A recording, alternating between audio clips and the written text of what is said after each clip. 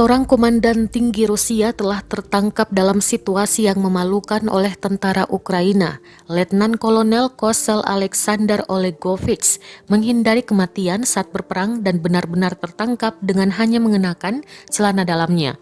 Menurut beberapa sumber berita lokal Ukraina, pria berusia 39 tahun itu ditemukan bersembunyi hanya dengan pakaian dalam dan kaos kaki, meskipun ia kemudian diberi hoodie oleh pasukan Ukraina. Setelah dia tertangkap oleh pasukan Ukraina, foto Kolonel Kosel Alexander Olegovich dengan paspor di sampingnya muncul di internet. Diyakini bahwa dia ditemukan di dekat unit tentara yang dimusnahkan Ukraina, tetapi lokasi pastinya belum diungkapkan.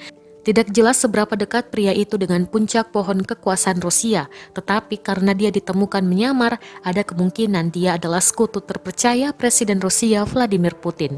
Berita itu muncul setelah informasi Rusia yang bocor menunjukkan bahwa jumlah korban jauh lebih tinggi daripada yang dikatakan Kremlin kepada publik.